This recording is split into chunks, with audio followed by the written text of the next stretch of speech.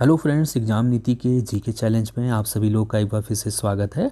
तो जैसा कि आपको पता है कि हम डेली जीके चैलेंज चला रहे हैं, तो आज की इस वीडियो में भी हम कुछ प्रश्नों को आपके सामने रखेंगे और 4 ऑप्शन में बोलूँगा। उसके बाद आपको अपना आंसर कमेंट करके मुझे बताना है और लास्ट में मुझे ये ज़रूर बताइएगा कि आपने इनमें से कितने के आंसर बिल्कुल सही सही किए हैं। तो शुरुआत करते हैं। अगर आप इस सीरीज़ के और वीडियो देखना चाहते हैं तो उनके लिंक आपको आई बटन पे मिल जाएंगे, आप देख सकते हैं।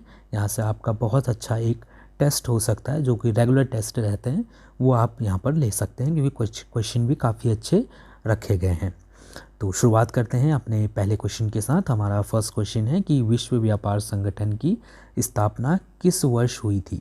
विश्व व्यापार संगठन की स्थापना किस वर्ष हुई थी? 1936, 1975, 1981 या 1995 में? तो विश्व व्यापार संगठन की स्थापना हुई थी 1995 में, यानी कि ऑप्शन डी वाला बिल्कुल सही है। 1 जनवरी 1995 को विश्व व्यापार संगठन की स्थापना हुई थी। विश्व व्यापार संगठन का जो मुख्यालय है वो जिनेवा में है। चाहे आप जनेवा भी बोल दीजिए, कई लोग जनेवा बोलते हैं। तो जिनेवा में है विश्व व्यापार संगठन का मुख्यालय। और संगठन के मुख्यालय से रिलेटेड मैं ऑलरेडी एक वीडियो बना चुका हूं, जो मैंने आपको ट्रिक के माध्यम से 18 से 20 जो प्रमुख संस्थान हैं उनके मुख्यालय याद करवाए थे बहुत आसानी से। तो आप वो वीडियो भी देखना चाहते हैं तो उसका लिंक भी आपको आई बटन के ऊपर मिल जाएगा। अगला क्वेश्चन है हमारा क्वेश्चन नंबर 2। आप लोग अपना आंसर ज़रूर कमेंट करिएगा। जो सार्क है उसका मुख्यालय कहाँ पर है? ठीक है, सार्क का जो फुल फॉर्म होता है वो होता है south Asian association for regional cooperation. तो इसका जो मुख्यालय है वो कहाँ पर है? कराची, नई दिल्ली, ढाका या काठमांडू? तो इसका जो सही आंसर है वो है ऑप्शन डी वाला, यानी कि काठमांडू में। कब हुई थी सार्क की स्थापना? तो इसकी स्थापना हुई थी 8 दिसंबर 1985 में। ये आपको याद होना चाहिए। टोटल 8 सदस्य इसमें शामिल हैं, जिसमें भारत, पाकिस्तान, श्रीलंका, बांग्लादेश, नेपाल, भूटान, मालदीव और अफ़गानिस्तान शामिल है। बेसिकली जो भारत के जो एक तरीके से आप कह सकते हो पड़ोसी देश जो है वो जो है इसके अंदर शामिल हैं। तो ये याद रखिएगा। इसके बाद अगला क्वेश्चन है हमारा कि बौद्धों का पवित्र ग्रंथ कौन सा है? बौद्ध धर्म के जो लोग हैं उनका जो पवित्र ग्रंथ है उसको क्या बोला जाता है? त्रिपिटक, जातक, वेद या उपनिषद?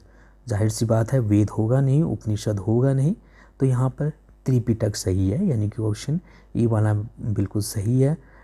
3 इसमें बेसिकली हिस्से हैं। एक है सुत्त पिटक, दूसरा है विनय पिटक और तीसरा है अभिधम पिटक। तो ये आपको यहाँ से पता होना चाहिए। ठीक है, अभिधम पिटक जो है वो तीसरा है। तो ये त्रिपिटक है जो कि बौद्धों के पवित्र ग्रंथ हैं। इसके बाद अगला क्वेश्चन है हमारा कि निम्नलिखित में से किसे भारत से यूनानियों को बाहर निकालने का श्रेय दिया जाता है? कौन से ऐसे राजा थे जिन्हें श्रेय दिया जाता है कि उन्होंने यूनानियों को भारत से बाहर कर दिया? तो इसका सही आंसर ऑप्शन ए वाला है, यानी कि चंद्रगुप्त मौर्य को ये श्रेय दिया जाता है। आपको पता होगा कि चंद्रगुप्त मौर्य ने जो सेल्यूकस थे, जो कि एक यूनानी राजा थे, उनकी बेटी से जो है शादी की थी। माफ़ करिएगा, मैं सेल्यूकस लिख देता हूँ सही से। सेल्यूकस की बेटी से जो है चंद्रगुप्त मौर्य की शादी हुई थी। ठीक है, चलिए अगला क्वेश्चन है हमारा कि प्रथम बौद्ध परिषद का आयोजन कहाँ पर किया गया था? प्रथम बौद्ध परिषद का जो आयोजन था वो कहाँ पर हुआ था? पाटलिपुत्र, श्रीनगर, राजगृह या वैशाली? तो प्रथम बौद्ध परिषद का जो आयोजन हुआ था वो राजगृह में हुआ था, यानी कि ऑप्शन सी वाला बिल्कुल यहाँ पर सही है। किसके समय पर ये हुआ था? तो ये अजात शत्रु के समय पर हुआ था। अजात शत्रु के समय पर हुआ था प्रथम बौद्ध परिषद का आयोजन। ठीक है, राजगृह में। इसके बाद अगला क्वेश्चन है हमारा कि भारतीय संविधान की कौन सी विशेषता इंग्लैंड से ली गई है? भारतीय संविधान की इनमें से कौन सी विशेषता है जो इंग्लैंड से ली गई है? सुप्रीम कोर्ट, मूल अधिकार, संसदीय प्रणाली या संघीय प्रणाली? तो इसका जो सही आंसर है वो है ऑप्शन सी वाला, यानी कि संसदीय प्रणाली। ठीक है, भारतीय संविधान की मतलब संसदीय प्रणाली जो हमारी विशेषता है वो इंग्लैंड के संविधान से ली गई है। अगला क्वेश्चन है हमारा कि गौतम बुद्ध का जन्म कहाँ हुआ था? गौतम बुद्ध को कहाँ पर ज्ञान प्राप्त हुआ? ये मैंने आपको बताया। गौतम बुद्ध का जो जन्म था वो लुम्बिनी में हुआ था। कब हुआ था? तो 563 ईसा पूर्व में हुआ था। ठीक है, ये आपको यहाँ से ध्यान होना चाहिए। बचपन के इनका नाम क्या था? तो इनका नाम था सिद्धार्थ। ठीक है, सिद्धार्थ इनका नाम था। चलिए, इसके बाद अगला क्वेश्चन है हमारा कि पांचवी बौद्ध परिषद का आयोजन किसके कार्यकाल में हुआ? पांचवी बौद्ध परिषद का जो आयोजन है वो हर्षवर्धन के काल में हुआ था, यानी कि ऑप्शन बी वाला यहाँ पर से बिल्कुल सही है। और हुआ कहाँ पर था? तो ये हुआ था कन्नौज में। ठीक है, कन्नौज में हुआ था। इसी तरीके से अगर जो तीसरी बौद्ध परिषद थी उसका आयोजन अशोक के टाइम पे हुआ था, और जो चौथी थी उसका आयोजन कनिष्क के टाइम पे हुआ था। प्रथम का मैंने आपको बताया कि अजातशत्रु के टाइम पे हुआ था। कहाँ पर हुआ था? राजगृह में हुआ था। ठीक है, इसके बाद अगला क्वेश्चन है कि भारतनाट्यम नृत्य शैली कहाँ से नृत्य शैली का संबंध किस राज्य से है? भारतनाट्यम जो नृत्य शैली है उसका संबंध कहाँ से है? तमिलनाडु, केरल, कर्नाटक या आंध्र प्रदेश। तो इसका सही आंसर ऑप्शन ए वाला है, यानी कि तमिलनाडु से संबंधित है।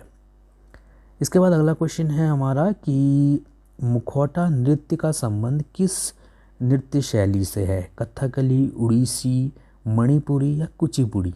तो इसका जो सही आंसर है वो है ऑप्शन ए वाला, यानी कि कथकली। कथकली करने के लिए मुखौटा पहना जाता है। तो ये जो मुखौटा नृत्य का जो संबंध है ये कथकली नृत्य शैली से संबंधित है। अच्छा, कथकली कौन से राज्य में होता है या कौन से राज्य का प्रसिद्ध नृत्य है? तो ये केरल का प्रसिद्ध नृत्य है। इसके बाद दोस्तों एक क्वेश्चन मैं आपके लिए नहीं, ये मैं आपको खुद ही बता देता हूँ, और इसके बाद वाला क्वेश्चन मैं आपके लिए दे दूँगा। इसमें यह है कि अंग्रेजी अल्फ़ाबेट का सबसे अधिक इस्तेमाल होने वाला लेटर कौन सा है? ये हमें यहाँ से बताना है, ए, ई, आई या यू। तो सबसे ज़्यादा जो अंग्रेजी अल्फ़ाबेट इस्तेमाल होता है वो है ई, यानी कि ऑप्शन बी वाला यहाँ पर सही है।